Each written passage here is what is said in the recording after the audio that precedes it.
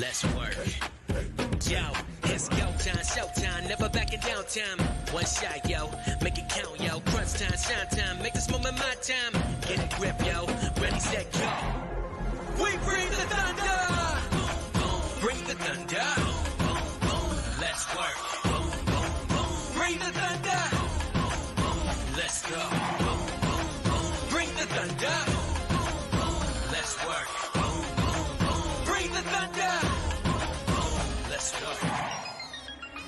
Yeah, it's my time, yo time. Step into the spotlight. Get lit, yo. Let yourself go. Our time, high time. Gotta go big time. This is it, yo. Never take no fight time. Grind time. Take it to the street time. Turn the roof off. Get loco. Game time, win time. We gon' bring it home time. No regrets now. Let it all go. We bring the thunder. Bring the thunder. Let's work. Bring the thunder. Well, good evening and welcome to Mountain Bears. I'm Aeson, and of course with me tonight is the techie with mostest, Techie Dow. How are you, darling? Oh, doing pretty good. How about you? Doing well. And of course, hello, Miss Brenda. How are you? Yes, hello, Miss Brenda. Oh, what a week. It's been a week. So we're going to take on a few topics tonight, and some of them we're going to have a little bit of fun with. But first up, let's take on the one that drives my blood pressure up the wall the most. Oh. This freaking Texas mom that's so scared that she has schizophrenia. No, that's not the news story. Oh, what's the news story from Variety? All right, so Texas mom goes viral for warning parents against Hocus Pocus 2. It will unleash hell on your kids and in your home. So Texas mother Jamie Gooch has gone viral after warning parents about the danger of letting their children watch Hocus Pocus 2, which started streaming September 30th on Disney+. The film finds Bette Midler, Sarah Jessica Parker, and Kathy Najimy reprising their roles as the Sanderson sisters, a trio of child-hungry witches. Gooch first warned parents about the film on social and then joined CBS's local Texas affiliate, KWTX, for a now viral interview. A worst-case scenario is you unleash hell on your kids and in your home, Gooch said. The whole movie is based on witches harvesting children for blood sacrifices. Do not watch this film, she continued. Everybody thinks it's fake and innocent, but they could be casting any type of spell that they want to. Anything could be coming through that TV screen into your home. I mean, I think she's seen Hocus Pocus 1. Mm-hmm.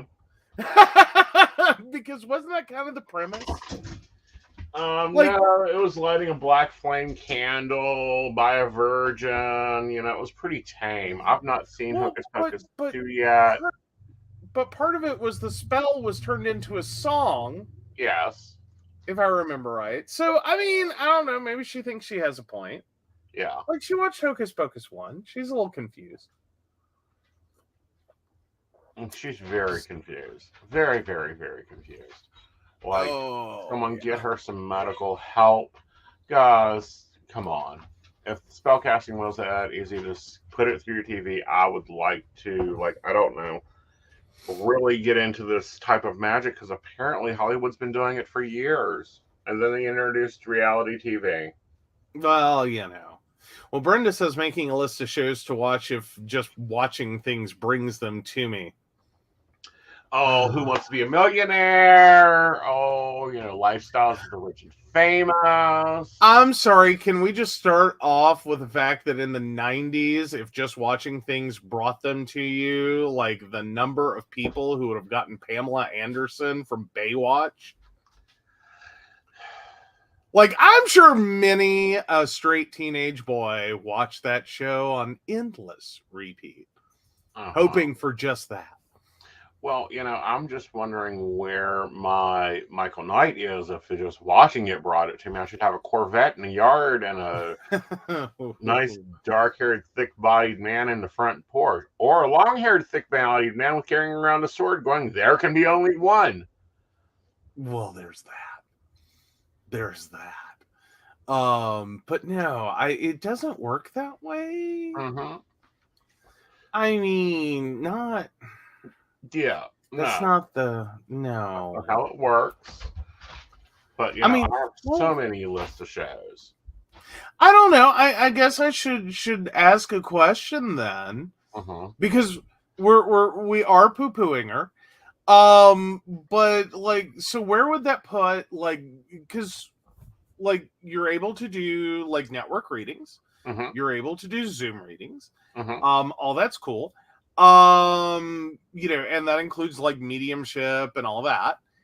And then like, so, but typically when we start talking about like the serious occult of like Ouija boards and bringing demons into your house and summoning and all this,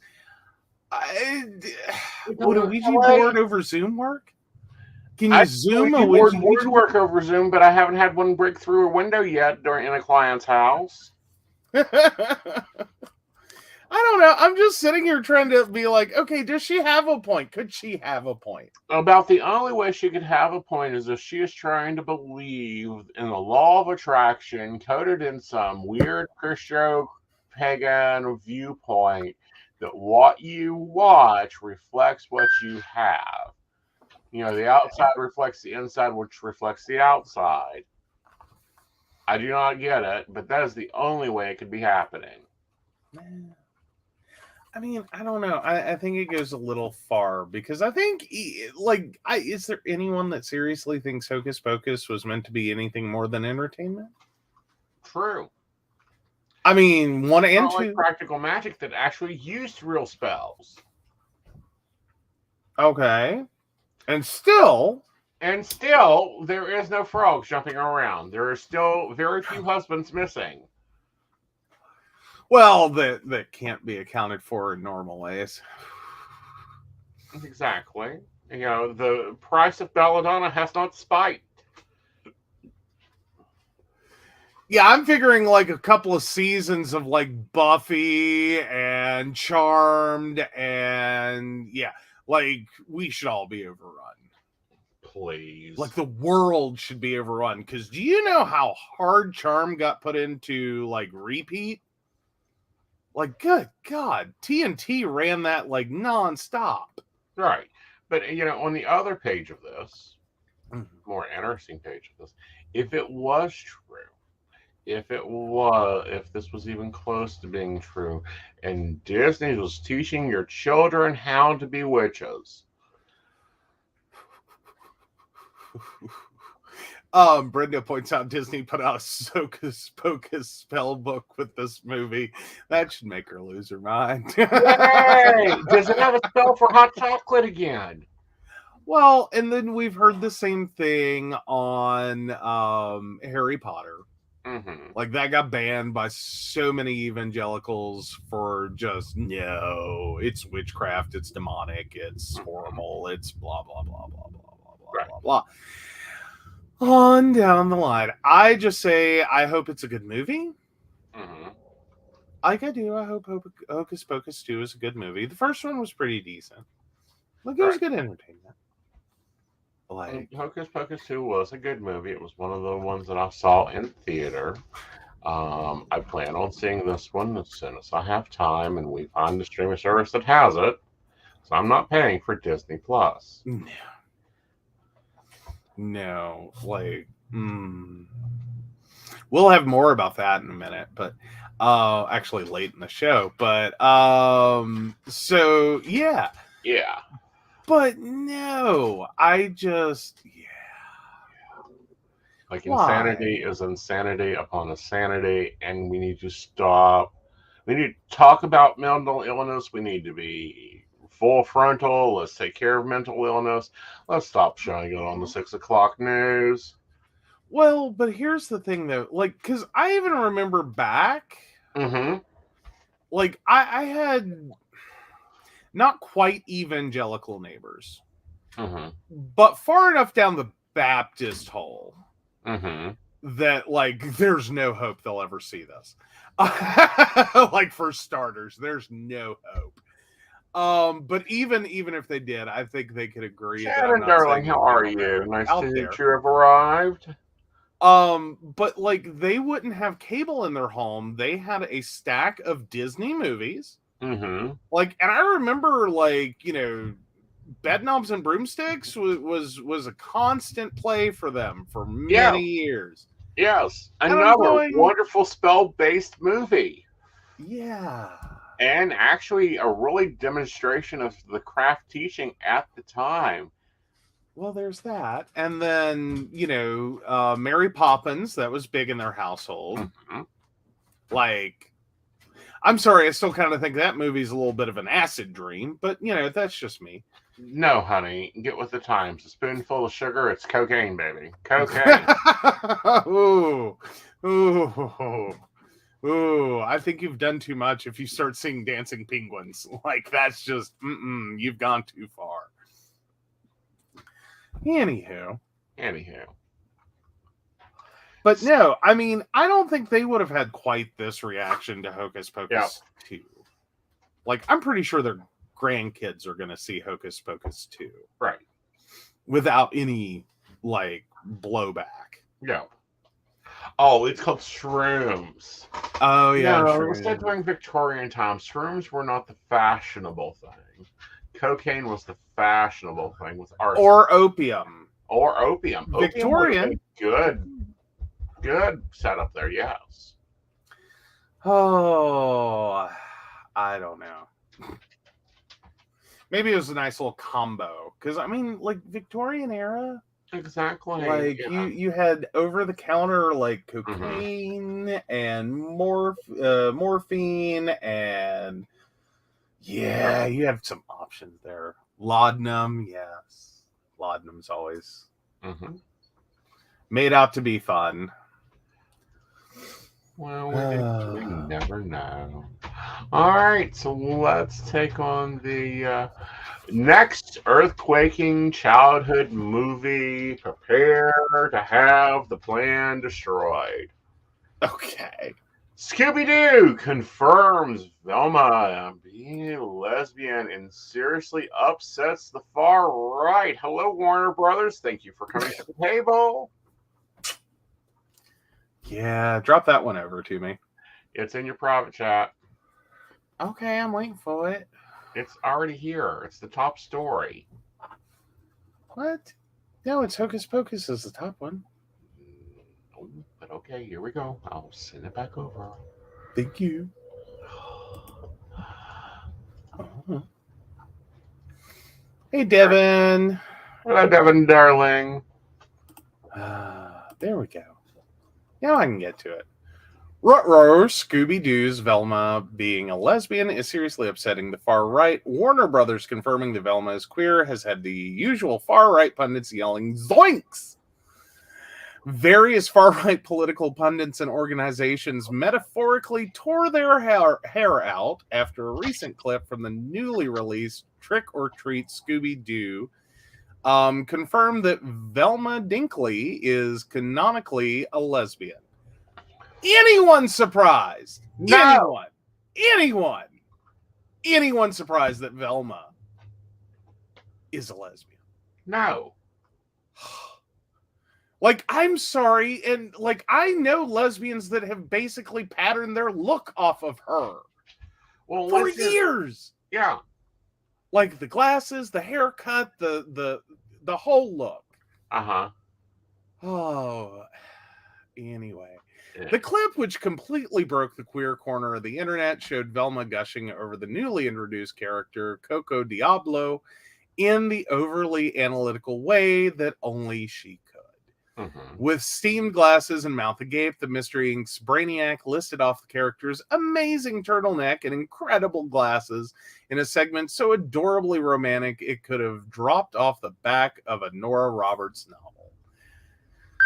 Oh, but some, including far-right pundit Steven Crowder, weren't impressed with the idea of two fictional characters being gay.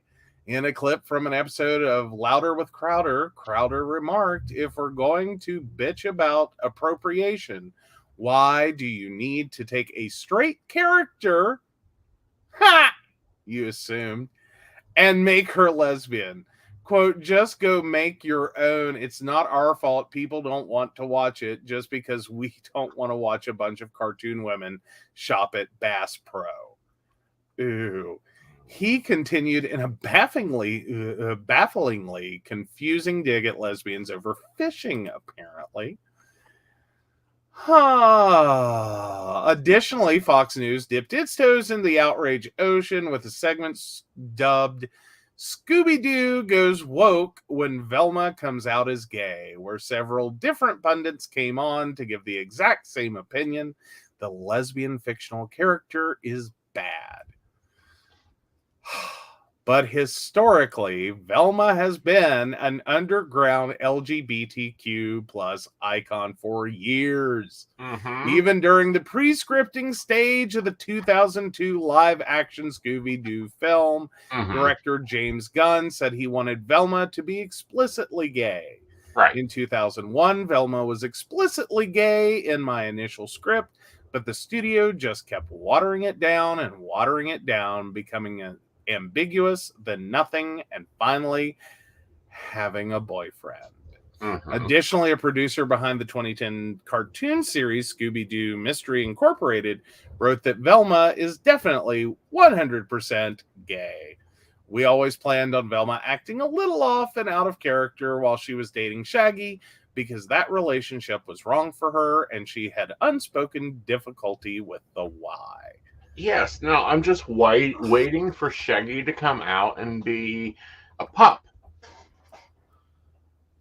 You know,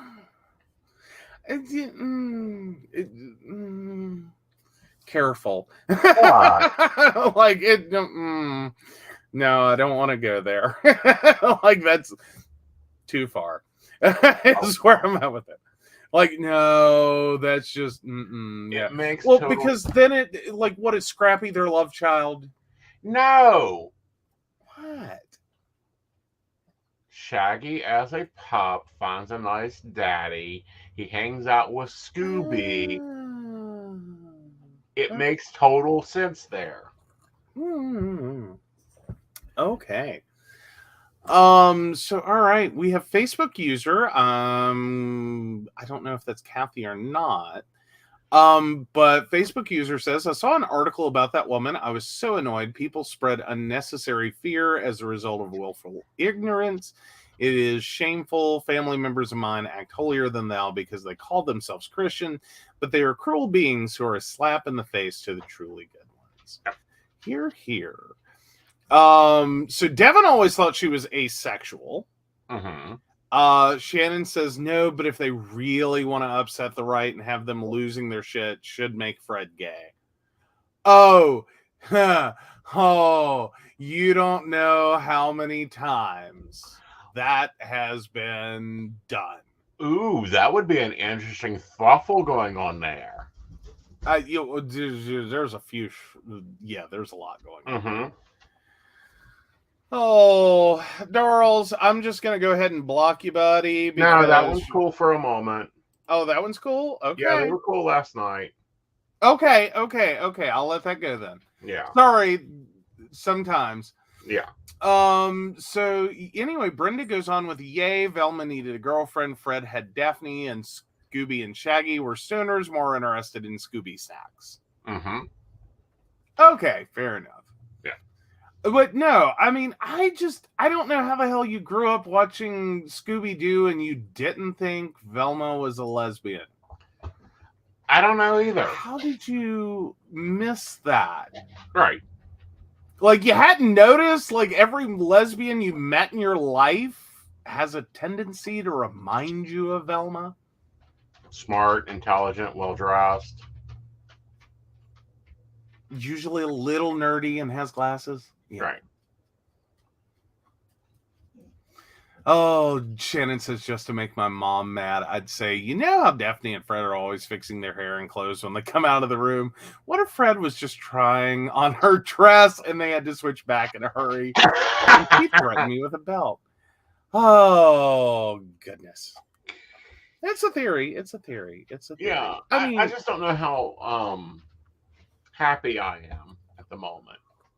Like, I don't know. Some of these things, some of the stuff that has come out over the years, I'm just like, did we need that? Did we need that? Oh, to finally finally throw Velma out of the closet. Yeah. I don't know that I don't know that the community needed it. Yeah.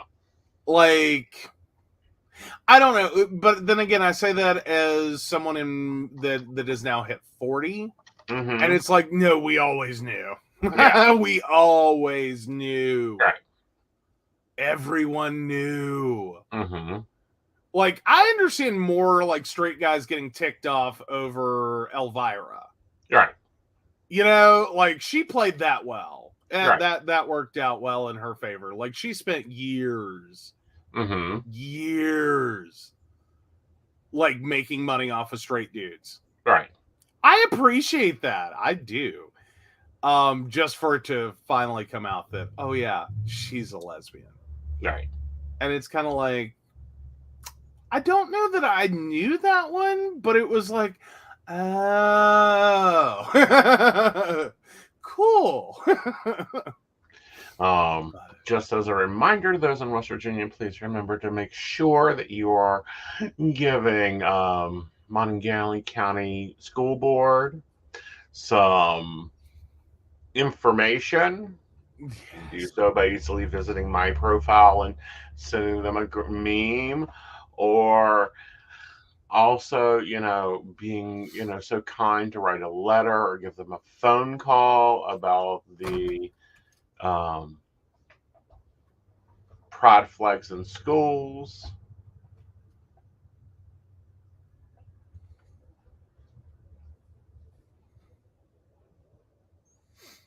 Oh, Elvira. Oh, I'm trying to figure out. So I thought Devin was saying that differently at first. So Devin said Elvira didn't know. Oh, and I read that as Elvira, comma, and then I read it with like an included I didn't know. And then, but she goes on to say she just happened to fall in love with her female trainer. True. And has had a very successful relationship. Yeah. Yeah. Like, I mean, she's had a pretty decent career. Like, it started a little rough, probably a little rocky in the middle. But then she's had a great long-term career, and like, talk about get your money, girl. Like, she like stuck around for so long with that studio. Just slowly, like, not getting raises, but slowly whittling away all the rights to Elvira. Right. So she owns it all. Right. All the merchandising, all of the imaging, all of the, like, every bit of it, lock, stock, and barrel. Right. Like, she can do whatever she wants to with the character. She owns it.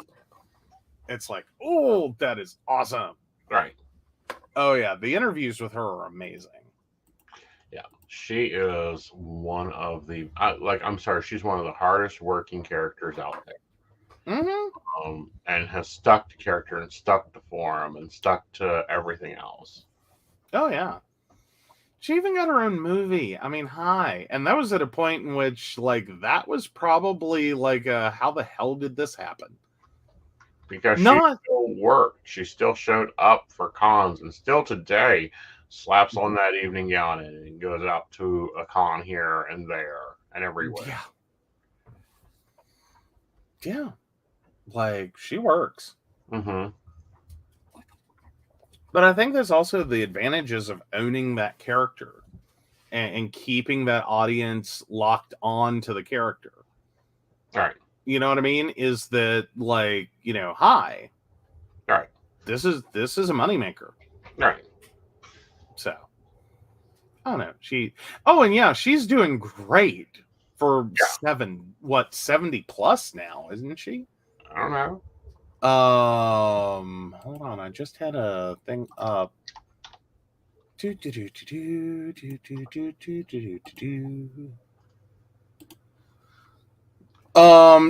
she's like 71 now. She is 71 years old. Yeah. Lives in Manhattan, Kansas. Partner is Teresa Wilson. Spouse was Mark Parison. She is 5'7". That's got to be without the heels. Oh, well, of course. She's got to be every bit of 6 foot in those heels. Yeah. Well, plus the hair. Well, it depends on the hairstyle because it has gone up and down. True.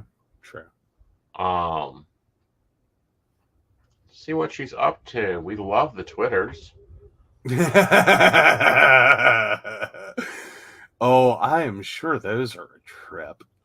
Mm-hmm. Well, she does a lot of retweeting. Yeah, this year she's in New York City at the Real Elvira and the original Funko Team Up fun event on the 6th. Sweet. Signing whatever those big head doll things are. Bobblehead. That's right. She got a bobblehead. Yeah, she got a Pumpco bobblehead. Okay. I'm sure somewhere in the universe, my spine surgeons are just having a twinge of like, there's a disturbance in the force. Yeah, the Funko Pop. Yep. Yes. Oh, and she's going to be hosting a Transylvania tour. Ooh. Well, Devin says, my kids always tell me I'm gay for Elvira. LOL. These kids are mine. Uh-huh. Like, if they would even understand the connection of that relationship. Hey, she's pretty awesome. She is. And her partner does exactly what her partner's always done, which is not to be in the spotlight. Hey, there you go. Yep. But no, she is still traveling, still signing, still talking, still loving her fans, still hosting shows. And this was off a... she thought it was just going to be a local cable network thing. Mm-hmm. Well, that's what it started as. She almost didn't get this. Like, she almost didn't go to get to audition. Mm-hmm. Like, she thought it was just a total, waste of her time. Right. Like, she was this close to leaving acting entirely. Right. And then she walks into this, gets cast for this, and it has turned into a life. Mm-hmm. A very good life. Because she's been doing this for what, 40 years? 40 at least. Yeah. 1970 to present. Damn, 50 years is Elvira. That's a thing. Yeah. And still looking amazing. I mean, she's still rocking it. She still got it. Mm-hmm. She can literally play this character, and hell, she might as well just plan for her burial to be in a old school black red line coffin, and she's totally decked out. Well, you never know. She may already be. I'm just saying. That's I don't know how anyone could show up for her funeral and not just expect Mistress of the Dark is gonna be there. Yeah. So let's take a break, and when we come back, we're going to be discussing some amendments. Yes.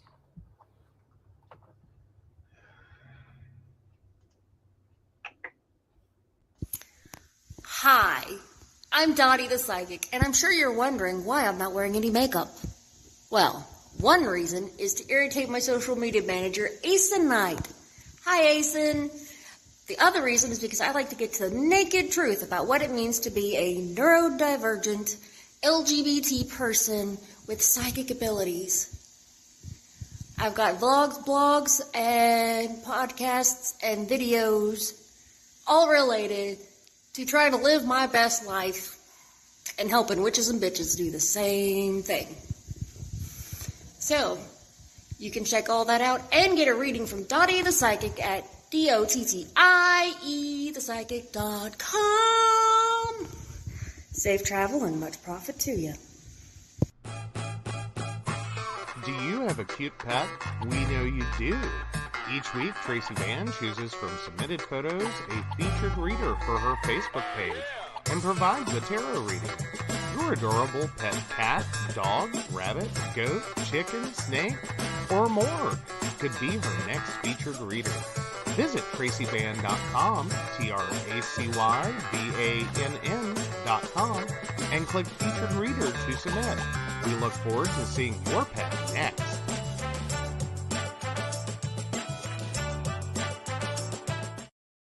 Hey everybody, Lady Gwendolyn here, and I am here to tell you how to get in contact with me and a little bit about what I do. I am the High Priestess that works with shadow work to help you grow and heal.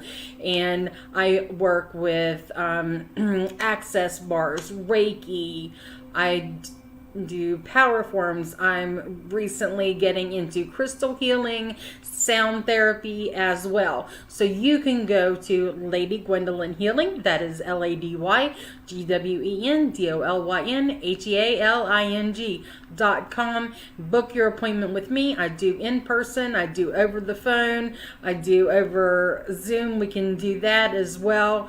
My main goal is to help you grow and heal, because I've been there, I'm still going through it, and I let my strength help guide you. See you soon. Hey everybody, Natalie here from The Pendulum's Path. If you are in need of guidance, direction, spiritual connection, healing, or more, you would come to the right place. I have worked as a psychic and a medium for over 3 years, connecting people from all over the world with their loved ones, giving them insight and guidance into their current situations, their past healings, their blockages, and what they need to know in order for them to have a better future. It would be my absolute honor if you would come to my website at www.thependulumspath.com. Visit my shop. I have a whole bunch of crystals, oils, balms, mystery boxes, and more. And visit my services. I offer 15-minute, 30-minute, and 60-minute sessions. I also have email readings available if you're not comfortable with the one-on-one session with me, or if you just want to try me out. I encourage you to come visit me at the Pendulum's Path, and let's get you back on the right track today. All right, welcome back. All right, so for those, they do this every damn election. They sneak in these little things, and you don't exactly understand what they're talking about because they give you an inch, like a 2-sentence to describe it. Well, it's like, yeah. Describe the red circle-y thing that bounces. Yes for ball, B for heart. Yeah. So yeah, and usually all they put is the summary of purpose, not the actual full text of the amendment. And the summary of purposes, like, and I know that we've had some issues in the past with like confusing summaries to where when you read them, you don't know what yes or no does. Right. So it's always very important to be very, very careful that you know before Election Day what these amendments are and what your vote, yes or no, is going to actually do. Right. Because I think there was one a couple of years back, at least it may not have been a state ballot amendment, but it was at least in our local Mercer County election. It was like double negatives. And so it was hard to tell if you were voting for it or against it. And I believe that one, they had some serious challenges out of it. Right. Because it was so damn confusing. No one knew what the hell they voted for. Right. If they voted for the amendment, which was not clear whether you were voting for it or against it. Right. And it was just like, what? It was a very tricky one. So yeah. So I got a fun little phone call the other day from a friend and a client, as in the same person. They're a friend and a client. And they were letting me know about this ahead of the election. Mhm. And yeah. So there's 4 amendments. Amendment number 1 is clarification of the judiciary's role in impeachment proceedings amendment. So the summary of purpose is clarifying that courts have no authority or jurisdiction to intercede or intervene in or interfere with impeachment proceedings of the House of Delegates or the Senate, and specifying that a judgment rendered by the Senate following an impeachment trial is not reviewable by any court of this state. If you vote yes, you agree with that no, under no circumstances can an impeached official appeal that to any court of law in the state of West Virginia for consideration. If you vote no, you are disagreeing. So yeah. So what that basically does is this is a nice little power play that would allow an impeachment proceeding to begin by any party that, let's say, is close to a super majority in the state that wants to target any elected official, wants to take them out with no recourse. Right. That if they trump up charges and they then, are able to prove those charges false, there's nothing that impeached elected official can do to appeal that. They're just out of the House or Senate. Right. Or any other elected position. Right. But including governor. I.e., if we get a Republican House and Republican Senate, but a Democratic governor, they can move to impeach him. Yes. Yes. Yeah, that one, again, not going to tell you how to vote exactly, but I want you to understand what you're voting for or against. Right. I'm a big fan of people should just know what you're voting for and how that can be used against you. Right. Or used for you. And that's a sword that will cut both ways. Like right now, it may sound great to get rid of that stupid liberal or that stupid Republican. But that's a knife that can swing the other way too. Right. So be very, very careful giving someone that kind of power. Well, and I think that, the original settlement of agreements was a balance of power, because the impeachment process was supposed to be held by the judicial system. Okay. We are now seeing right-wingers use this to their advantage and stack courts and stack judges. And apparently trying to stack a dating app, but we'll get to that one. Oh, we'll get there. Yeah. So amendment number 2 is property tax modernization amendment. The summary of purpose is to amend the state constitution by providing the legislature with authority to exempt tangible machinery and equipment, personal property, directly used in business activity, and tangible inventory, personal property, directly used in business activity, and personal property tax on motor vehicles from ad valorem property taxation by general law. So, this one's a fun one.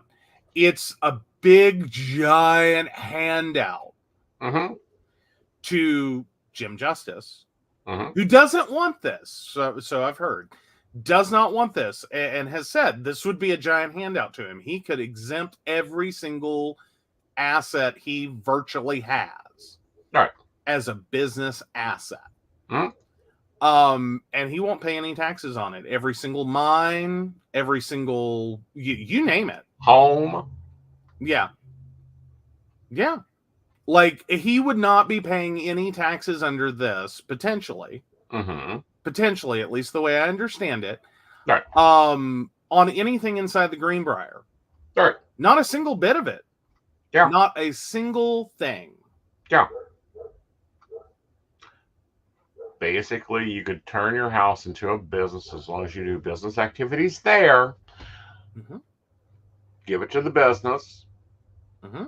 And it stands on no property taxes. This is going to sink your local governments. Meanwhile, there's the personal property tax on motor vehicles, which does not have a required business activity. It doesn't have a business activity requirement.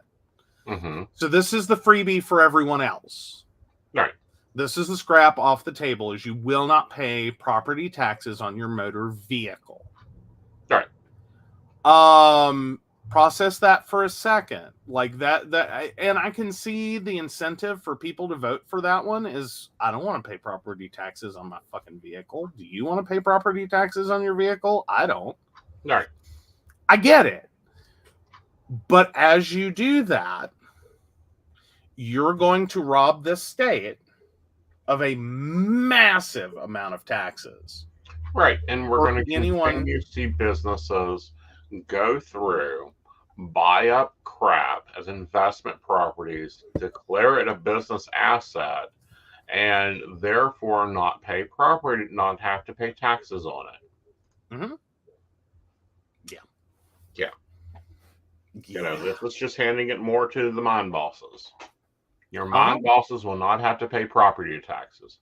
Your business owners won't have to pay property taxes. Every single, like, this is a handout or self-dealing moment for probably about everyone. Right.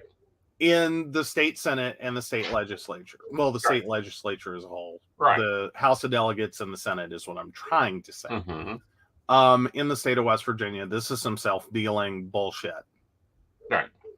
They will put everything they own into a corporation if they haven't done it already, because the property or because the taxes are lower anyway. Right. But they will not be paying taxes on the property they own. They will find a way, because more importantly, always keep in mind, the IRS has done said, the more complicated the taxes get, the less likely they are to audit. Right. Because they can't figure it out. Right. They don't have the resources to fight it. So, no one under, probably $5 million of,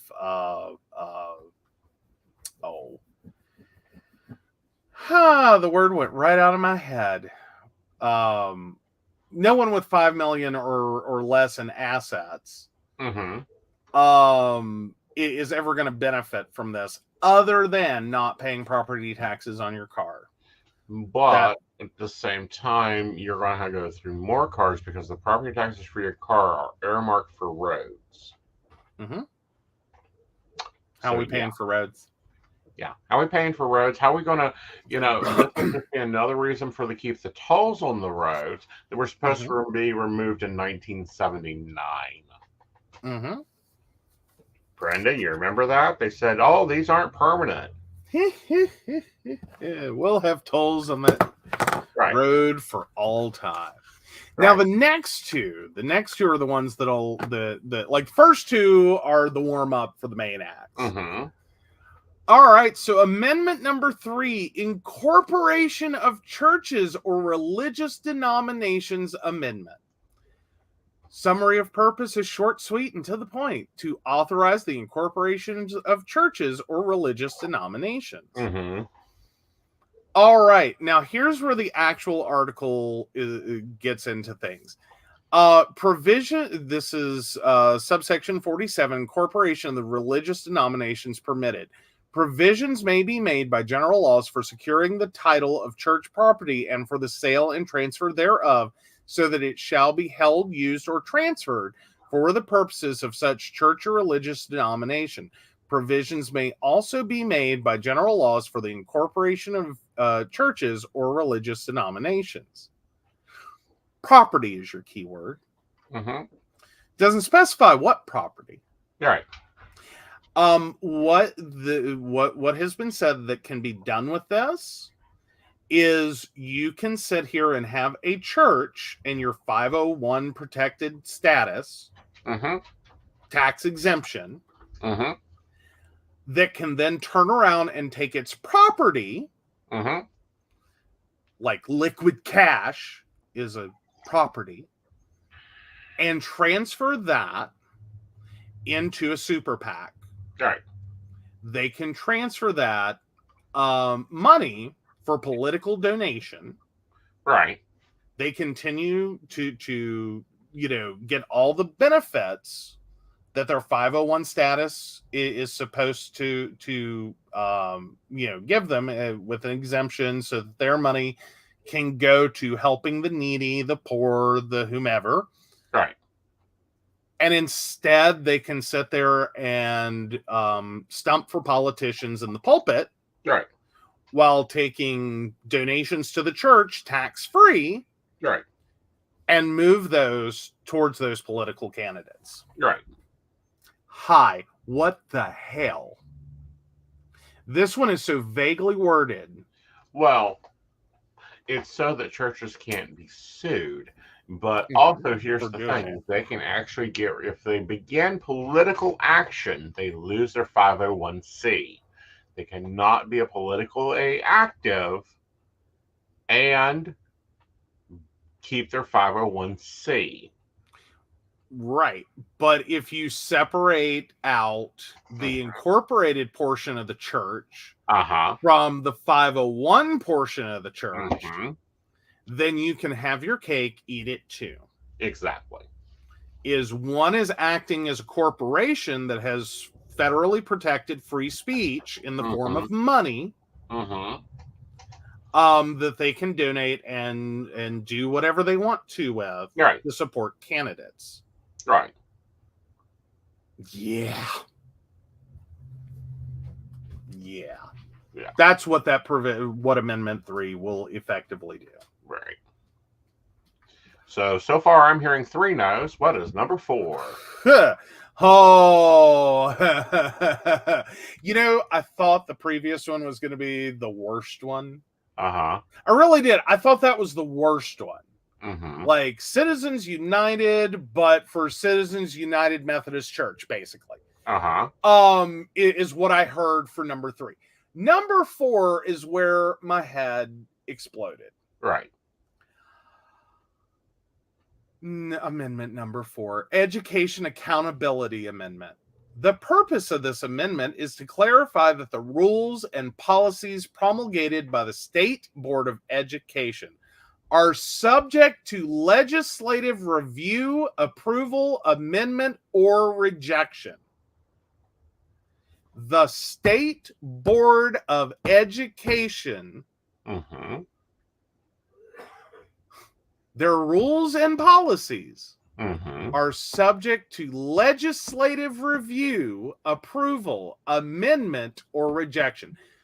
Meaning the state legislature will control the school system entirely for every single rule and policy.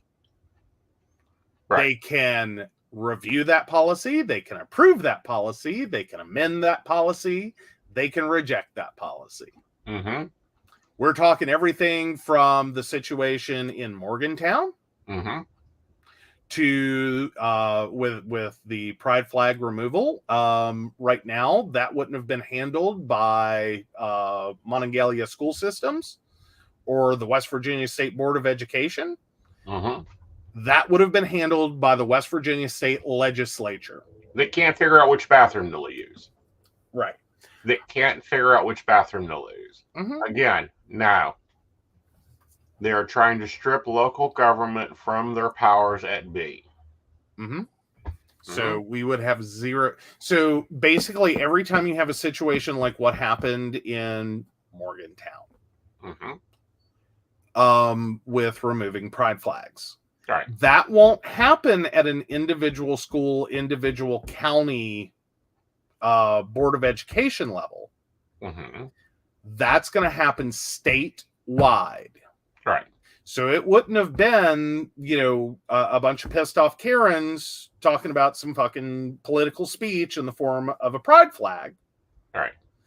doing this at a local school board meeting and getting backing, and that being removed from one school system. Right.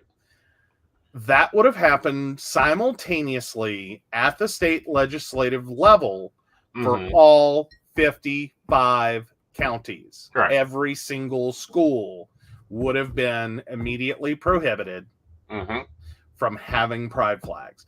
Right. I think we can all agree that with current makeup, that would have been exactly what happened. Yes. Exactly what happened. Yes.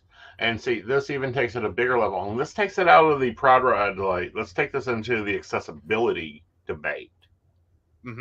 Okay. Different school districts have accessibility laws and abilities to make things accessible for children. This could be anything from remote school programs that are acceptable in that center. This could be homeschooling programs. This could be your, non-religious after-school activities that are religious. All that goes straight to the legislature. It has to go through both the House and Senate to get approved. Why have a school board if our school Senate is doing it? Why have an elected school board if all they're going to do is work together as a 55 county group, right, to create policies and procedures and rules to forward to the state to pick them apart based on their political agenda? Exactly. Because that's what it's going to be. Our school boards will become a giant think tank, right, of 55 counties trying to agree on one set of policies and procedures to send to the state, right, that will uniformly dump those on every single school system, right, regardless of whether it's actually applicable. Right. What the hell? What the hell? And this is also our current makeup. Just excuse me for 1 second on that one. Please keep in mind, it is already one of the most conservative, backwoods, screwed up group of people who think that, concealed carry without a permit's cool. Ban trans athletes, that's cool. Right. Hi.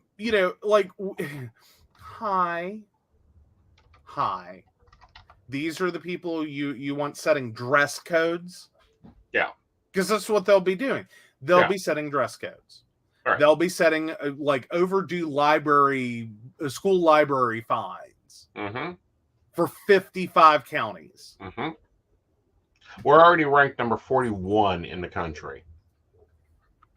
Number 41 out of... Yeah, we're that high. 41. This would turn our school system into lower than that. Easily overnight. New Mexico, is ranked number 50, the worst educational system in the country. We'd be sitting there again. Oh, so Shannon says, I was getting a shower but listening. Part of the reason Justice doesn't want that amendment to pass is because Democratic business owners invest more and use more expensive equipment and pay more towards taxes. If they can get out of paying those taxes, they'll be losing out on way more taxes than if just the Republican business owners were doing that. Right. Yeah. Yeah. Yeah. Yeah. I don't know. If you vote for these amendments, that's your choice, any of them. And I'm not saying that on a few of them, I can't understand why someone would want to. I can understand why someone would want to. I just urge you to really seriously consider the knife swings both ways. Right. Well, we were discussing it. The one about rolling everything into a business and turning all the assets over to the business.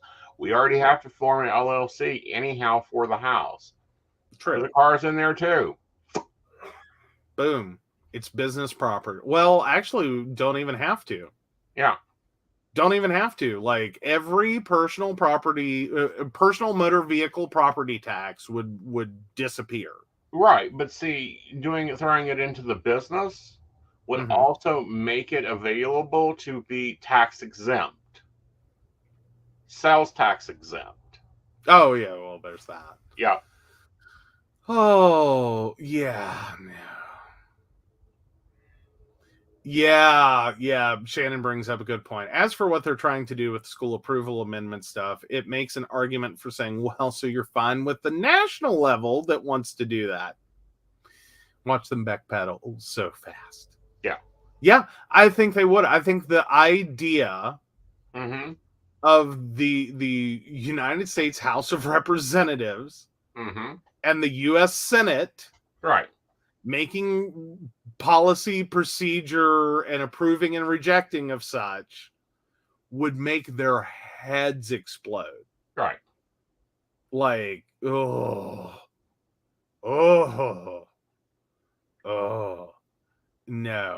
Yeah. I mean, again, I can kind of understand why someone would want to vote for these or be swayed to vote for these. I really urge you to think long and hard about these. Yeah. Because this is a lot of power. Like, if you vote for all 4 amendments, you've given a lot of power to the state legislature of West Virginia. That it could not agree for 2 legislative sessions and 1 special session which bathroom your children should be allowed to use. Yep. I'm sure your kids will enjoy waiting 2 years to go to the bathroom. Yep. I'm sure the schools will just have a field day. A field day. Waiting for approval to fix an air conditioner. Because it has to go through the legislation. Oh, yeah. Oh, but yeah.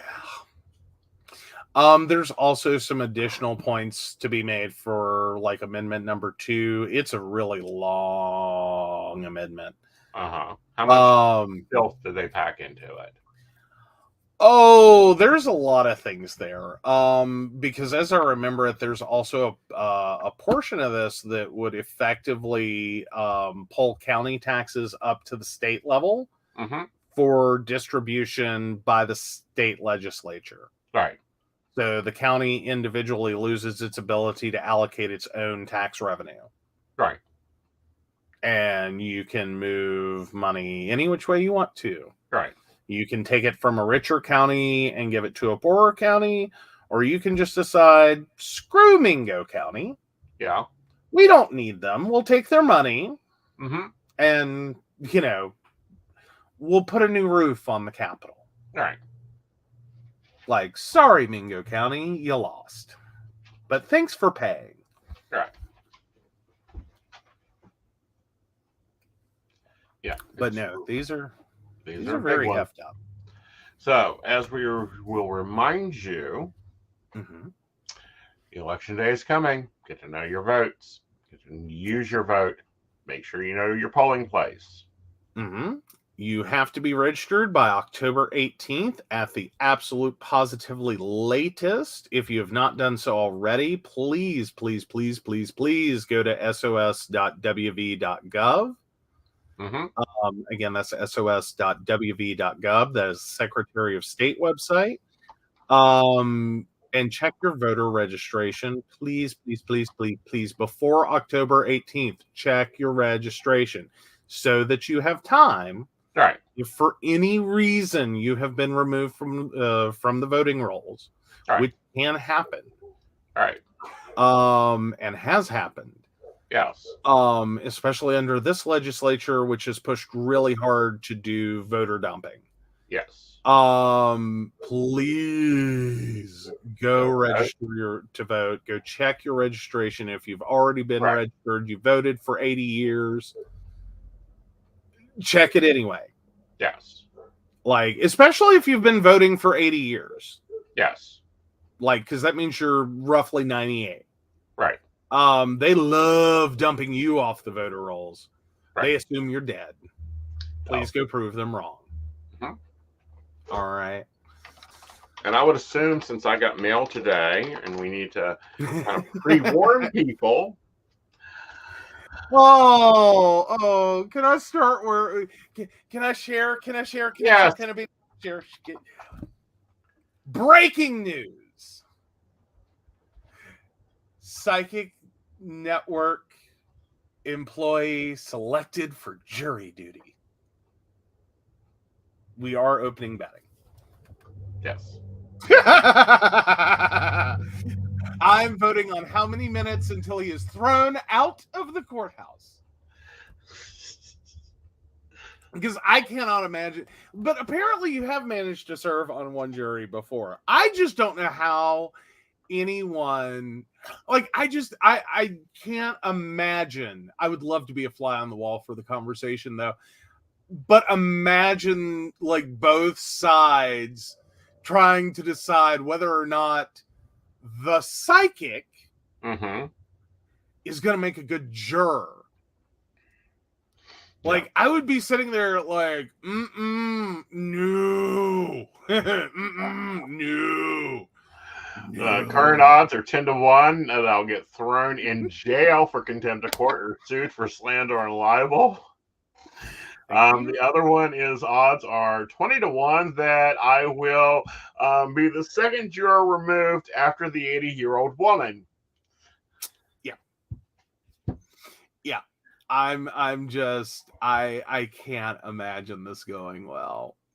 Because there's a space for occupation, and it's like, you know, hi, you're under penalty of perjury. Yes, I'm going to actually put what I do. Have to put what you do for a living. Like, this is not a time to be writing in life coach.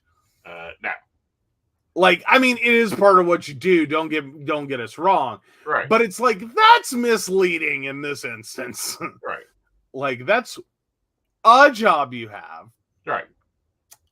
But then the other one is probably the one you really want to mention. Oh, Brenda says that should terrify the hell out of the lawyers. Judge will be going, my name is not to be in your mouth. Oh, Shannon says, if you're in a court that lets jurors ask questions, just ask a ton of questions during voir dire and get kicked out.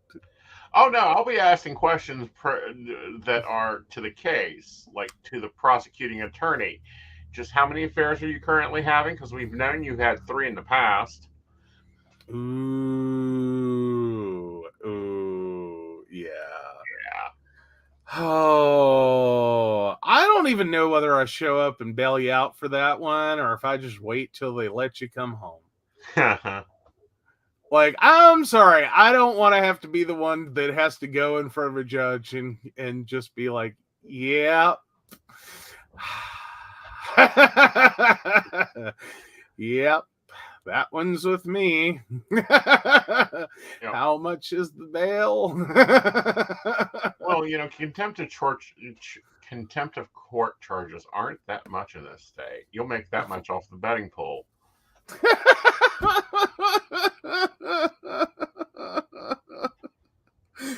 Oh, I figure it's going to be fun. It's going to be fun. Yeah. There's no way it's not going to be fun. Yes. I have to show up on November the 4th. If we go into court, we will have to figure out what I can do, and there may be stories that we cannot cover, or there may be nights I may not be on air. Just a pre-warning. Yeah. Well, at least we got a few more days. Yes. Yeah.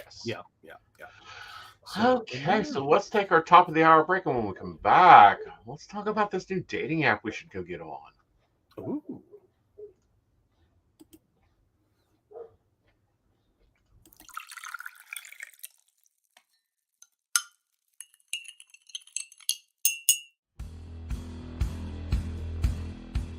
Welcome back, Goblins! My name is Jason, and I am the host of the Esoteric Book Club, a podcast that examines titles on the magical, paranormal, the mysterious, and the strange. I release 2 episodes a month, in which I review books on esoteric topics, recap news of the weird, and conduct interviews with authors, practitioners, and experiencers. The Esoteric Book Club can be found on every major podcast service, or can be streamed directly from esotericbookclub.org.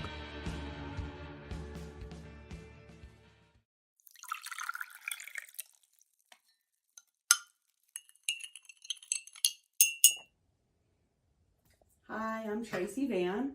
I provide a blended reading consisting of mediumship, psychic, and tarot cards. A reading from me can cover any guidance you need from relationships with your partner or your family, spiritual, financial, any questions you may need clarity on. If you would like to book an appointment with me, check out my website, tracyvann.com. That's TracyVann.com. I have bookings from 15 to 60 minutes you may choose from. That helps if you just have a quick question, need an answer, or if you're looking for a reading in more depth, I'm here to provide the guidance and clarity for you. Let's just figure it out. Bye.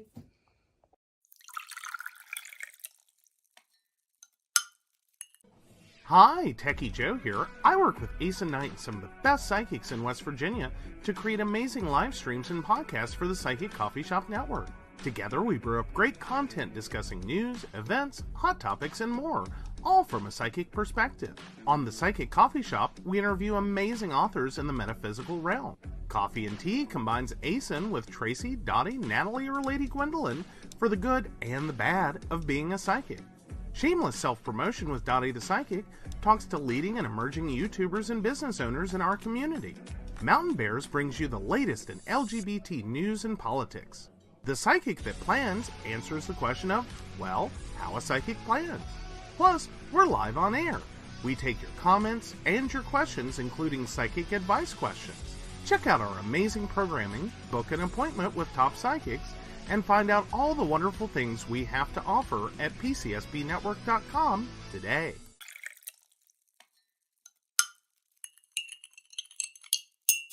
Hi, I'm Aeson. I provide tarot readings covering everything from love and relationships to your life questions and your most spiritual answers. And also, I provide a lot of guidance in finances and divorces and all those relationship problems. So, if you'd like to get a reading from me privately, not on air, you can feel free to do so by visiting aesonnight.com and booking your appointment. I also provide on-demand services, so if your life is a little chaotic, you can go ahead and click that call now button there on my site. Great for a quick answer question. All right, guys, back to the show. Enjoy.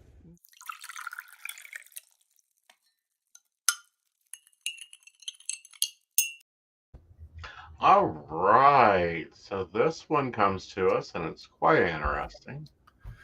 Oh, yeah. So straight only MAGA dating app launches and shock. It's just men.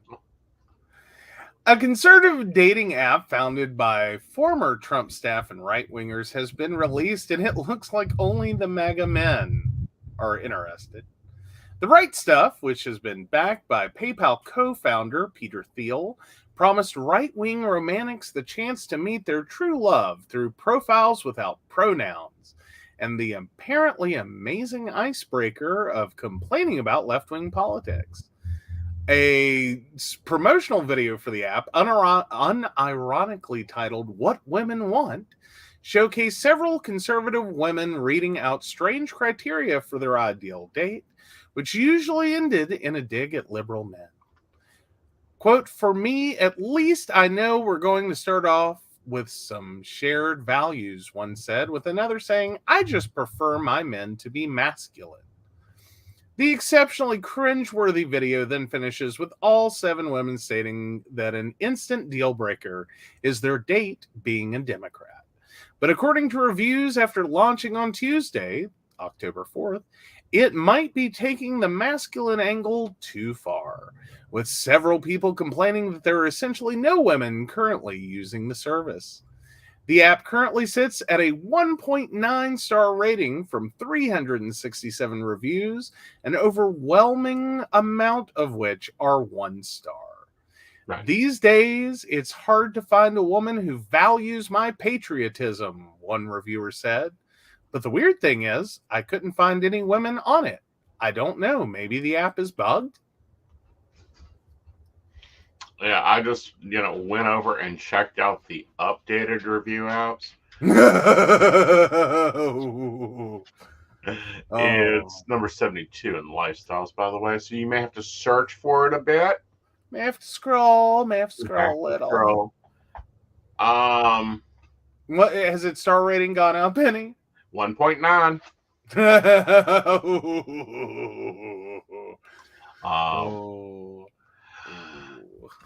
So yeah, it's been getting some other lovely feedback. It's been getting I was surprised to see that this app is actually more liberal than I could imagine. There are conservatives out there who aren't Christian. I hate this app. Mm-hmm. One user called it a socialist app in wolves' clothing, claiming it was storing photos in a database that would be used to, quote, exterminate all of us conservative Christians. And apparently more than a few people have found themselves in trouble with the FBI regarding the January 6th Capitol insurrection. They have met local officers regarding domestic terrorism. Mm-hmm. So yeah. Meanwhile, others were merely frustrated with the app itself, saying that it is invite-only system, which only allows users access through a verified invite. No. Stupid invite. Stupid to have to be invited unless you refer 3 other people who will join. I've heard that. So this is pyramid scheme. And apparently they're also requiring your phone number. Oh, fun. Yes. The system requires your phone number. Oh, fun. Now, if we make it no buzz about it, we're on many dating apps. Oh, yeah. Do any of them require your phone number? I think one does. It's not so much a requirement, but the app gets a little wonky until you put it in. Right. And then it's like, okay, fine, I'll shut up now. Yeah. And I think that has more to do with being able to recover messages. Right. By tying it to a phone number instead of just a username. Right. But yeah. So meanwhile, this article goes on to point out it's also no surprise that the platform doesn't offer LGBTQ plus options, despite billionaire founder Peter Thiel being in a same-sex marriage. Yeah. Oh, so yeah, of course, the Right Stuff has claimed that the reports of police and FBI contact were just people trolling, while the FBI declined to comment. Exactly. Interesting indeed. All right, so are you an asshole? Oh, goodness. Am I the asshole for not showing up to the birthday party that my husband planned for me? I did kind of pick this one at random, so hang on for the ride. So my husband is a jokester and a prankster. He has a habit of pulling pranks, especially on my birthdays. He judges my reactions as overreactions and says I should loosen up and be extra happy because he thinks he's making my birthdays extra funny. But it actually upset me and put me in a position where I get laughed at and recorded by his family. He planned for my 26th birthday this past week, which was held at a restaurant. I told him I wouldn't go if he was going to pull one of those pranks he's famous for because it's a public place and I did not want to be publicly humiliated. He swore on his mom, on the Bible, promised me, and brought 2 witnesses. Wrote an agreement stating he'd pay cash money if he pulled a prank. I believed him and said that I'd go. I had to cancel with my parents who wanted to celebrate at their house. The day of my birthday, I got a text from one of his friend's wives telling me she heard him tell her husband about the prank he was going to pull on me at the restaurant. I was stunned as she detailed what the plan was going to be. I felt so upset and anxious. He already went ahead and got to the restaurant to make sure all was set. I ended up deciding to not go. He started calling, then texting, asking where I was, and saying the party was going to start without me.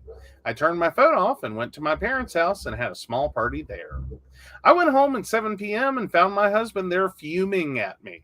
He lashed out asking why in hell did I not show up to the party after he put money, time, and effort in it.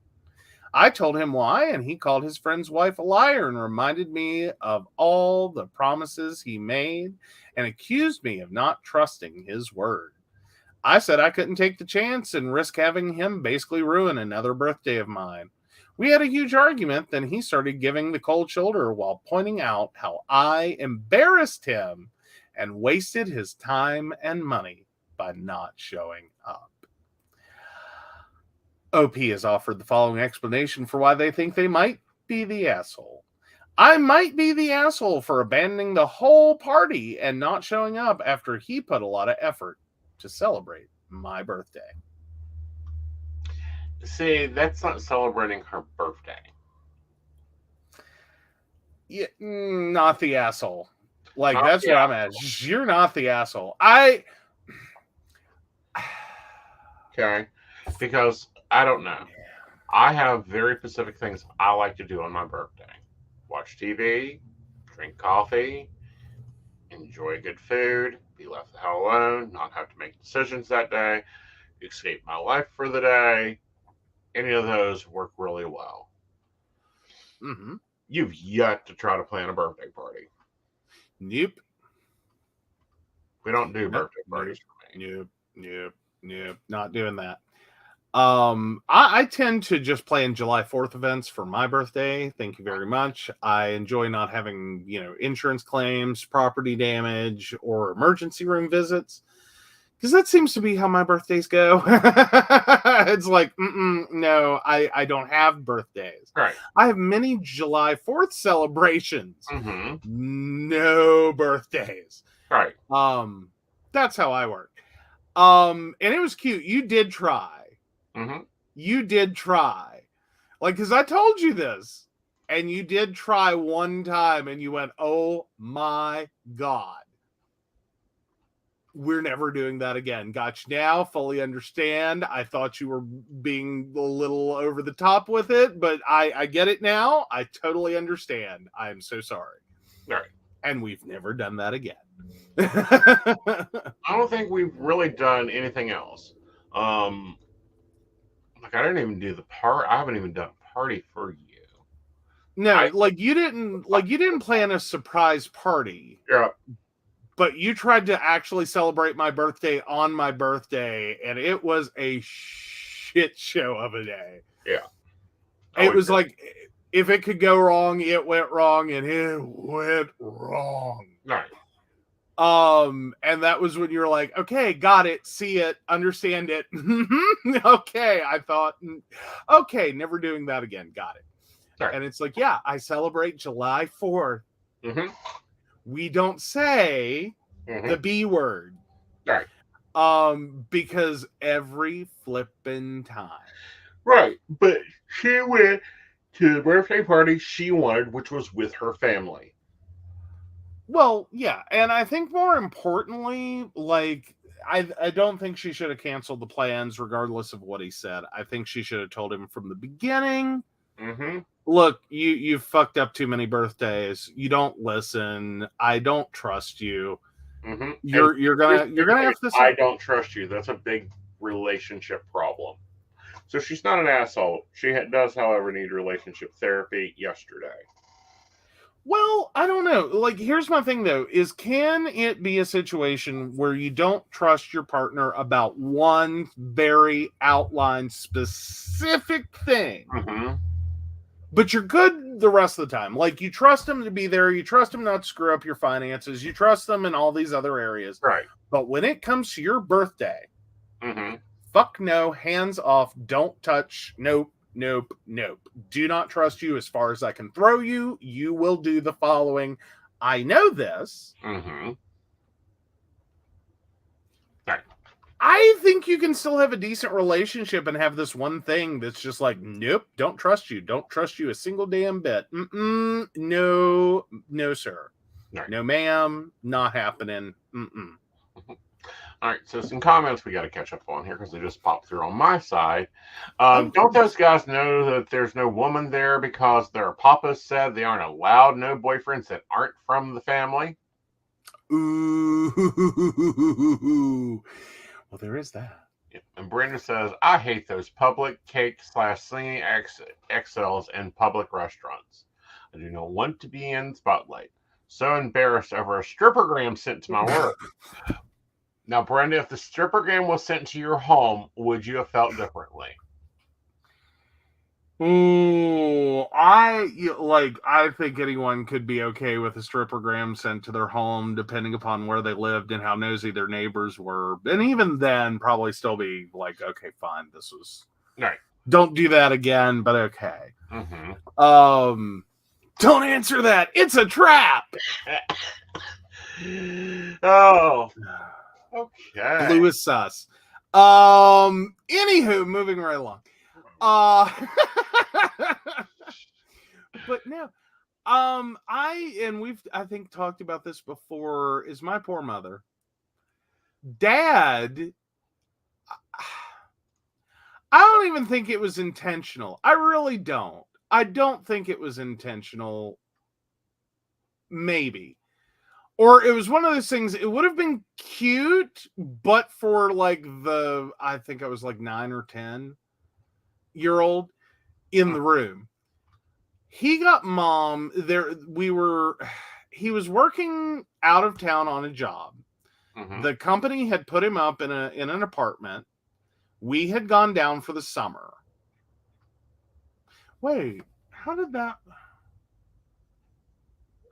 Oh, I have said for years that was an anniversary gift. There's no way it was. Oh, no, it was. They had put him up in the apartment. It had to have been a birthday. Mm-hmm. Anyway, he got mom a cake. And the woman lived at the end of the hall. She did cake decorating on the side as her own little personal business. Mm-hmm. And he went down, talked to her about getting mom a cake, whatever it was, her birthday or anniversary. I don't know which at this point, because her birthday was in February. There's no way in hell I was out of school. Anyway, whatever it was, got her a cake. And he had talked to this woman, and the mold of this cake and the cake's name was a Dolly Parton cake. Mm-hmm. And I don't know if because the cake decorator tried to tell him, you don't want this cake.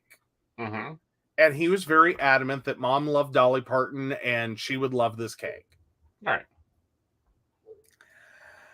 Mom, in fact, did not love this cake. Right. Mom hated this cake. All right. With a passion. Because when I say Dolly Parton cake, mm-hmm. you may be thinking like a bust of Dolly Parton's head done up in fondant with, blonde icing colors, and, it's Dolly Parton. No.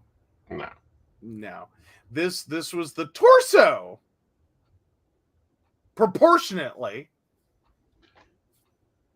of Dolly Parton. Mm-hmm. And so she did this cake, and I because mom opened it, mm-hmm. because she didn't know better. Right. Dad hadn't even looked at it. Right. He didn't know better. So she rips the lid off this cake, all excited because he got her a cake, and then slams it shut as the mental awareness comes in that this is the naked torso of Dolly Parton with nipples and pubic hair. in all its glory. Mm-hmm. See, this is what happens, and I just think it's a family character at this point. Okay. When you do not pay attention to details. No. Not in that regard. No. Nah. Like Dad was so proud of himself. Like, I mean, if any man had ever won an award for being the laziest husband ever, my father could have gotten it. Uh-huh. Like, when it came, like, if we're talking about, like, birthdays, anniversaries, Christmas, whatever, Mm-hmm. Dad really, like, that bar was so low, ants couldn't have limboed under it. Okay. So just micro penises got it. Well, like, I mean, he was bad. Yeah. For, like, even if he made the effort, it was usually bad in some way. Right. But this one was the one, and it was so weird watching Mom, like, humiliated, embarrassed, Mm-hmm. while simultaneously finding it hilarious. Right. And just having this duality go on that, like, she's laughing so hard she's crying. Mm-hmm. While simultaneously being so pissed off she's crying. Right.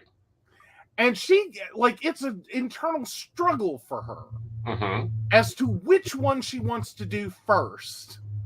Right. Because part of her finds it funny. The adult side of her finds it hilarious. Right. Because she knows what happened. Like, Right. It was obvious what happened. His dad had no clue. Because the look across Dad's face was, oh my God. Mm-hmm. Okay, meanwhile, so she's having the one moment and then simultaneously having the other moment. Right. Which is, oh my God, I just opened that in front of my child. Right. Like, yeah. Yeah. Yeah. I think that was the last time Dad ever tried to do anything Mm-hmm. like a cake. Right. I think it was the first, last, and only time. Right. Like, I'm just like, yeah. Meanwhile, my last attempt at getting her a birthday cake is Right. I decided to do a sheet pan cake. Mm-hmm. Because I was young and bad at baking. Right. And I thought, well, at least I can manage this. And I did not know one very important, crucial thing. Mm-hmm. Is there's a certain age that a human being reaches where you can no longer put the number of candles of their age on their cake, or it becomes a fire hazard. Right. I do believe Mom's was 56 or 57 candles. Mm-hmm. Yeah. It was. Let me tell you, they quickly started to morph together as one giant flame. Uh-huh. Like black smoke was rolling off the candles. Yeah. No, I mean, you don't do that. All right. So something that we need to contact Sebastian over. There needs to be a new member added to the support group of keyboards. And here's why.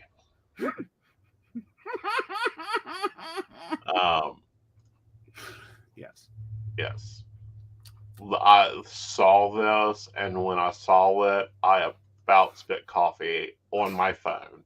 We need to upgrade the policy. This is just fucking adorable and cute. Oh, the polyamorous cesspool. Mm-hmm. Like, I love this artwork. I was the first one to comment on the video, but definitely. And meanwhile, I thought you were just getting ready to out me. No. Because I caused, I'll go ahead and tell on myself, it was kind of funny. And I think I've been forgiven at this point. Dottie, if you're watching, you can inform the audience whether or not I'm forgiven for this one. So Dottie asked a question earlier today in one of our backhouse communication chats. And what I thought I read was, how do you tell someone they're the asshole without actually telling them they're an asshole?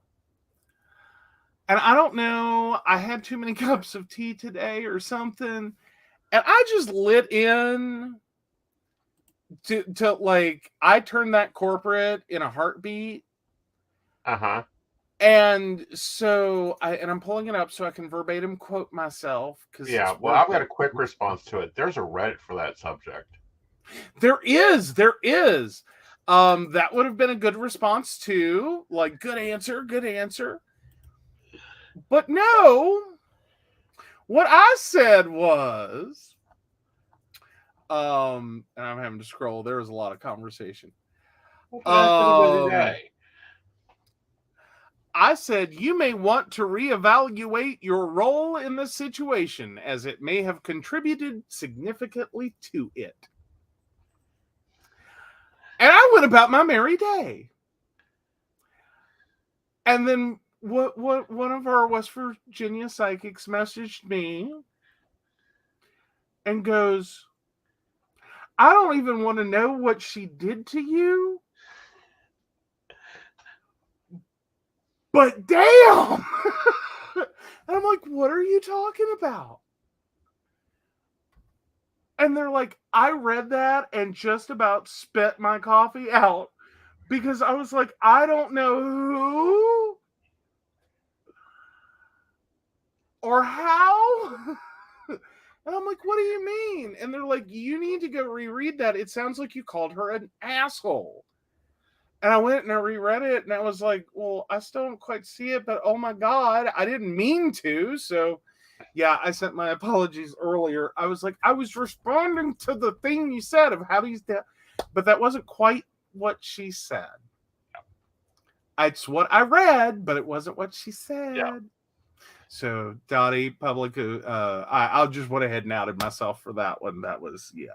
So according to Brenda, Joe, you replied, there we are, then twat.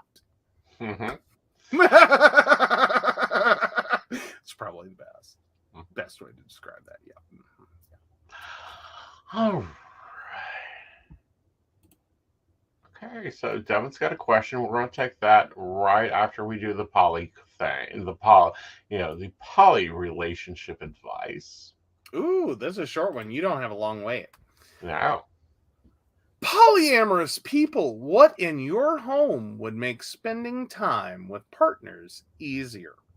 As a person interested in architecture, currently in a polyamorous relationship, I'm wondering what others have or want that would make spending time with partners in different kinds of relationships easier. Do lots of people struggle with this? Yes. I don't think there's good poly housing. Like, have you? Well, there is. There is a few homes out there. I have one that is, I am going to build one day. Is that the one I sketched up? Yes. Oh, yes. Cool. Yes. That one is on the drawing board and the savings account board and everywhere else board, because that's what I want. But no, I was thinking about the normal house and things that would make our lives a lot easier. I think the joint bathroom does wonderful for a hinge relationship. The guest bedroom on the other side of the house, very good. Yeah. I also like the suites. Yeah, like just like taking private space and suiting it off. Yes. But it's like there's the house, mm-hmm. and then there's the rest. Yes. And like there's office space, and there's all this on one side, like office space, bedrooms, personal spaces on one side, and then there's like the house, which is like the kitchen, the living room, like a guest bedroom, a third bathroom. Yes. Because I'm not dumb. There's like in that personal space, there are 2 bathrooms. Yes. Because I'm not dumb. If I've learned nothing else, 2 or more people cannot live in a house with 1 bathroom. You can be single and live in a space with 1 bathroom. You'll be fine. If there are 2 more people, you need 2 or more bathrooms. Well, I'm gonna say this, honey. When we redo the bathroom, that sink is getting removed. I don't know how I'll let you talk me into it. What? It was the best way we could create more space in there. I don't know what you're going to do if you take the sink out. I know what I'm going to do. I want to put shelves up. What? Shelves up the wall and a lovely 48-inch sink that has space for me to sit my damn lipstick on. Are you going to knock the wall out, 4 foot onto the porch?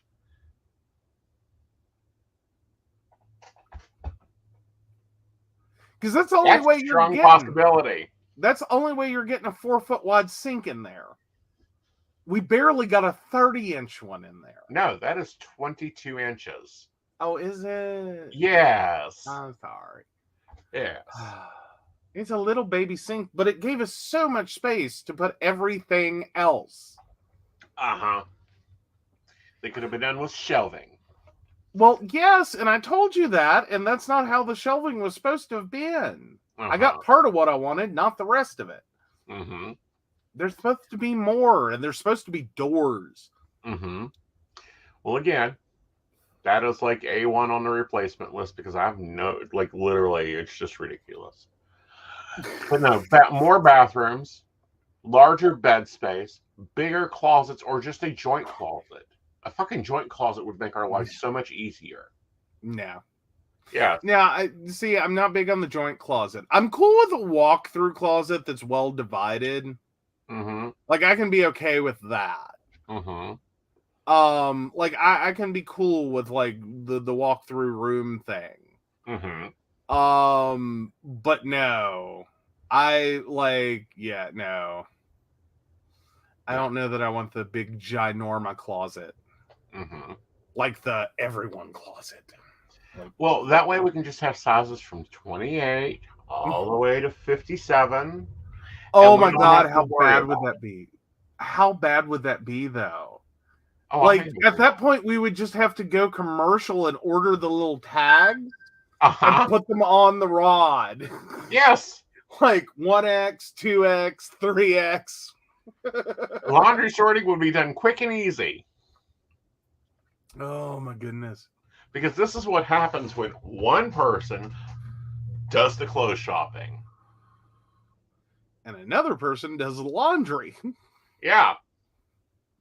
Because I struggle with this every time because we do the bulk laundry and there are now 4 people in this house.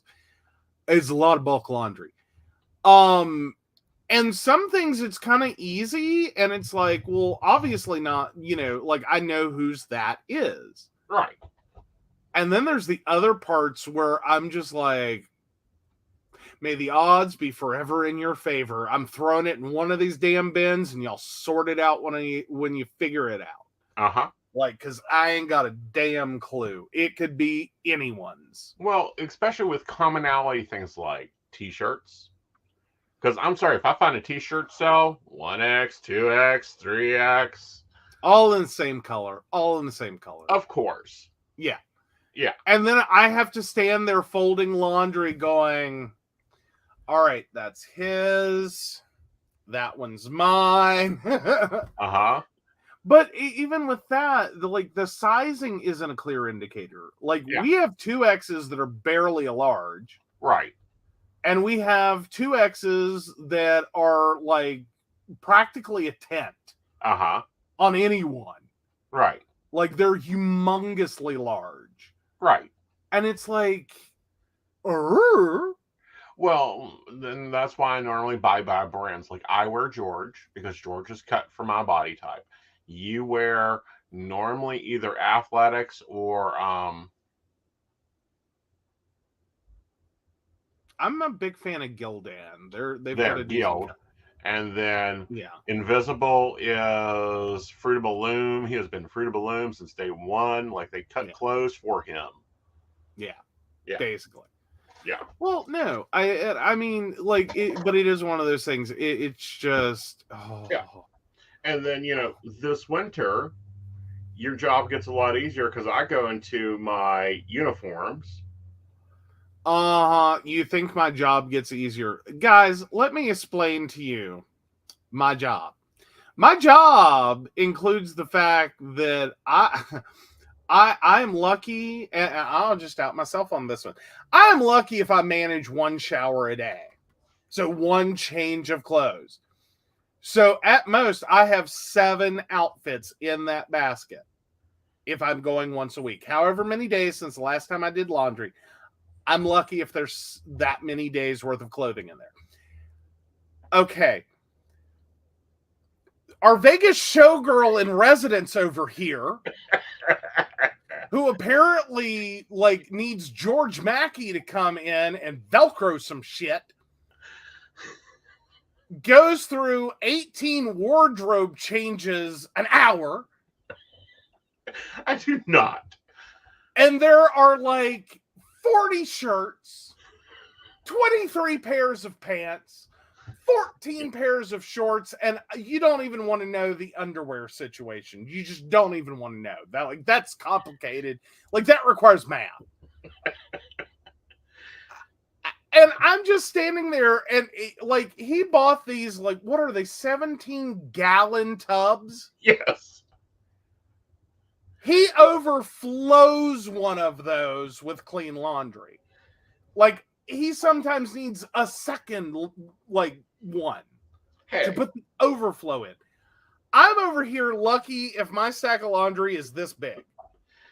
Uh-huh. I'm lucky. I'm lucky. Right, but that's in the summer when I have house clothes, I have yard clothes, I have gym clothes, I have out clothes. See, he admits it. Yeah. But in the winter, I have what I call my basic uniform, which are tight workout pants and t-shirts. Yeah, but then you add on the sweats and yeah. And see, the thing with that is those are bulkier items. So that's at least one more washer and dryer load. Uh-huh. So, because I've noticed that in the winter, it is usually 6 to 7. Mm-hmm. In the summer, it is 5 to 6. Mm-hmm. Depending. This is all how many days has it been, since my last confession at the laundromat. Oh, yeah. The hoodie brigade is coming back. Y'all guys will start seeing them very soon as temperatures drop down, especially since tonight we're supposed to get a freeze warning. So yes, the hoodie brigade will be on. No, he has 2. He has 2 hoodies, and good luck. It is trying to get what is it, Schroeder's blanket from him? From Peanuts? No, I have 4, thank you. You have 2 you don't wear. And then you have 2 you do. Uh-huh. One of them is fluorescent yellow, and he'll wear it with anything. He'll wear it on a date. He would wear it to a job interview. He would wear it to a funeral. He would wear it anywhere. Uh-huh. And it's good luck. It's his security blanket. You can't get it away from him. It is the softest fucking hoodie I've ever felt. I bought it on a whim at a Dollar General because I needed something to stand out at Beltane. So that people could see where I am, because it was my first year of single-handedly running the event. I'll tell you now, if he ever goes hiking and gets lost, that's what they're going to find him with. Mm-hmm. They will spot that damn thing from a helicopter. The International Space Station will be he's right there. And it's highlighter yellow. No. Highlighter yellow is nowhere near as bright as that thing is. Uh-huh. You get that out in full daylight, and it just... That's all right. I plan on at least picking up 4 or 5 more. In fluorescent yellow? No. Oh, thank God. I'm going to be getting more active we have to clean out my winter closet. And I've got to get more active track outfits, which I love the active track outfits. They're comfortable for winter, which I used to not like them. I hated a track outfit. Now I'm loving the new cuts of them. Yes, after you stole mine. Well, you stole the jacket to mine. Now that's the other one he wears, is the stolen one. Yes. That he swore for the longest time. He finally relented and said, okay, fine, it's yours. But he swore for the longest time, no, I just have one exactly like it. It's mine. Darling, Mm-hmm. you know what they say when you get into a relationship. I know what you say when you get in a relationship. Everything of mine is mine, and everything of yours is mine, and everything of... Uh-huh. Oh, yeah, it's day glow yellow. It is very day glow yellow. It is woo.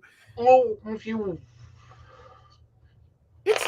Don't get me wrong, it's cute in a way, but it is like trying to pry a security blanket. Like, I have to get to sleep.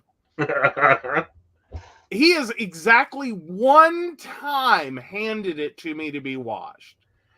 And this is after, like, the cat knocked it off a chair, and I don't know what the hell she did to it. Like, it wasn't like she got sick or peed on it or anything like that. But she managed to completely fur coat it. Uh-huh. Like, there was not a square inch of it that was not covered. I don't want to steal his hoodies. No, none of them are flattering to me, and all of them are a size too small. Mm-hmm. Ugh. This is why everything, like, the only thing I get to keep are shoes of mine.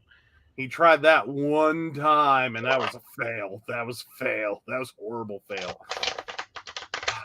Well, not only that, but the shoes you buy are difficult. You liked my shoes. You got all excited. And then you tried them on. The shoes that I do like of yours are not the fancy shoes. I know. Because he buys dress shoes with no heel, ladies. No heel. Ballet slipper dress shoes. Ballet loafers, thank you very much. Yes. It's like, where is the heels? No. Sorry, I haven't worn a heeled dress shoe in so many years. Mm-hmm. Oh. But I will say, like, if anyone didn't know I was gay in high school, like, I go back to my sister's quote of, like, the sweater vests and the penny loafers really should have clued y'all in. Uh-huh. Because I did. High school, junior high. Hell, I think it was the end of elementary school I started with the penny loafers. Like, I did. I went through a lot of penny loafers. Mm-hmm. Like, I mean, woodblock heel, leather sole, the works. These were not like Payless penny loafers. Mm-hmm. Oh. Shannon said he didn't need his booty pop. Please, my booty needs all the help it can get. A good 3-inch heel will fix that booty situation. No. Yes. No, this will end horribly. Oh. Brenda's ex was horrified that I was like, no sweater vest, just no.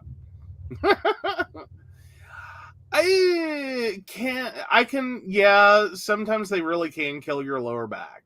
Mm-hmm. Like, but now I was doing like a penny loafer, probably with about a 3/4 to 1 inch heel, maybe 1.25 inches there for a hot minute. Mm-hmm. Like, I had one pair that was a thick heel on those. Mm-hmm. At least it started that way. Like, God knows, I can move. I really could. I could move better and move faster. I know Shannon says kills your lower back. Not me. My back is hurting. I go for my high heels, and my back stops hurting.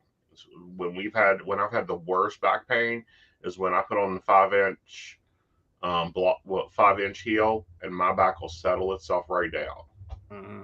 I think the worst moment I had with the penny loafers, though, and it was actually the last moment with penny loafers. Reasons Aeson and I should have met earlier. I was dumb, and had this wonderful, wonderful pair that I wore until they basically collapsed. And when I say that, I mean, I wore that heel down so bad. The nails actually that were holding it, the nails actually drove up through the footbed and like started pressing into my heel, my physical heel of me. And so I threw them out. I should have took you to the cobbler. Like there were a few people that were angry about that one. They're like, you could have had them resold. And I was like, what? Like Joe at 18, Joe at 17, probably. Right. But yeah, right, I was like, let's what? get Devin's question, and then I've got some conversation on heels to go into. Okay. So let's see. I gotta go find Devin's question. Sorry. All right. So Devin 32678 wondered if I will get the job I'm bidding for. All right. So in the past, there's been a lot of change up, a lot of switch. You've had to take on things that you were holding on too much of. Right now, we have good news. You're worrying too much, but you also have the Empress here showing that, you know, you're giving birth to new ideas and taking things on right. Moving ahead, we have the Sun card. So yes, you'll get the job you're bidding on, but unfortunately, it also comes with a choice of two different paths. My recommendation, Sarah, is to look at what it's worth. What's it actually going to cost you, and take the one that is better for you. So will you get the job you're bidding on? Yes, you'll get both of them. Okay. Oh, Shannon is just on both sides of this one. So first she says, my gym teacher brought in some 6-inch heels and said if anyone could do jumping jacks in them, they didn't have to do class the rest of the month. I rocked that challenge. But at the same time, my husband stole my favorite combat boots when they fell apart and carried me to a store to get new shoes because he got tired of me wearing duct-taped boots. I hate shoe shopping. Okay. So if you're going to buy heels, there are some rules. One, you buy the heel for the prettiness and the comfortability. Then you take them to the cobbler and you have titanium rods put into the heels. It'll give you more stability. And then every 6 months, those heels go to the cobbler to get checked. They will last you forever. Yes, you do, Shannon. You walk in heels very gorgeously. Of course, you got to watch out. You actually can get stuck that way. Yeah. Like, I actually knew a woman who did. She wore, like, a 4-inch heel to work every single day for decades. And then as she got older, there kind of became this moment of, like, honey, when you giving up the heels? Because, like, she was, you know, like, she had fallen a couple of times. And she's like, I literally can't. Right. She's like, my Achilles tendon is so short and it will not stretch back down from all the decades that I lived in my heels. Right. So she was 80 some years old rocking a pair of 4-inch heels because she couldn't go any lower. Like her foot would not bend back. Right. It was like, oh, no one tells you that. No one tells you that. Like, that. Be careful. Like, my feet go naturally to a 3.5-inch heel. Yeah. All right.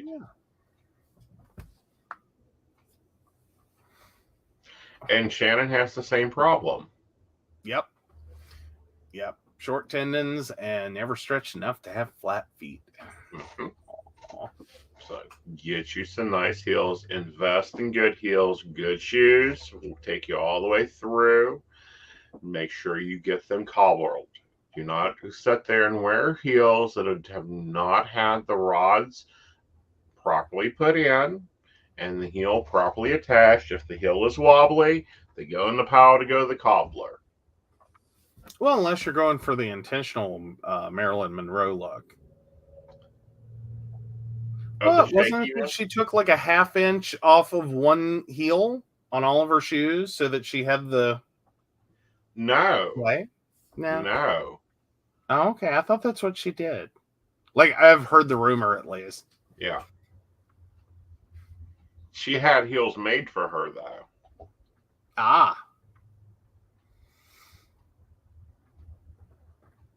I paid Shannon says I paid $300 for my boots, good price, $250 for my stickers, and I took them to the specialist to get them resold. Yes, you can literally. There is a lady I know. She has a pair of heels that she has had for 40 years.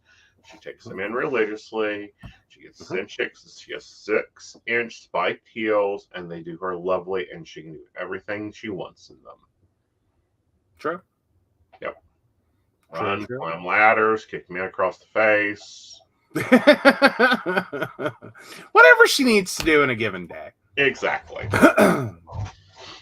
All right. So I think this has been a fun show. And interesting. I hope you guys enjoyed it. I want to take a moment and thank our Patreons. If you missed our meeting, your meeting is posted. And also exclusive Patreon content. I'm going to start doing that. All righty. We have a new comment. No, we do not. No, we have a recycled comment. All right, so into the bin that goes. And of course, we want to thank Beverly Walker, Mika G, Kathy, Mary Winfield, Brenda Bryant, Ashley Guest, Shannon C, Shannon D, Lady Gwendolyn, Charles Shaw, Dottie the Psychic, Tracy Van, Donna White, and the Laughing Tree Grove. We want to thank you guys for your support. Apparently, Joe got disconnected.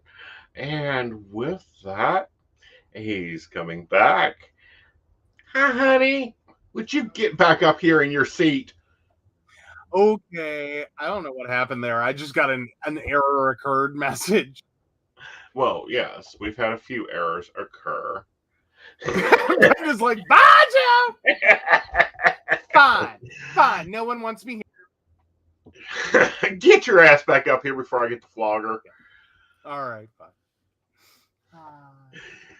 If you'd like to support the shows that we are doing, please visit pcspnetwork.com. We will be back with Psychic Plans on Sunday at 8 p.m. and you get to see how I plan my world. And, see how your week's going to go and all that fun stuff. And what else is it? Oh, yes. Remember, I am having a 30-30 special. 30 minutes for $30. You got to remember to use code SPOOKY. Yes. Capitalized. No, I don't think it has to be, does it? Yes. Really? Yes. The code won't work if it's lowercase? If it's lowercase, it will not work. I could screw with y'all so much when I set up your coupon code. Yeah, that's why I set up my own coupon code. I've asked you to set up my coupon codes and then go to the bin and don't get done. Oh, we try to get there. I know. Yeah, I'm just giving you shit. All right, guys, you have a wonderful Friday night. Go enjoy a drink, take a chill, have a good cup of coffee. We'll see you Sunday. Good night, y'all. Good night.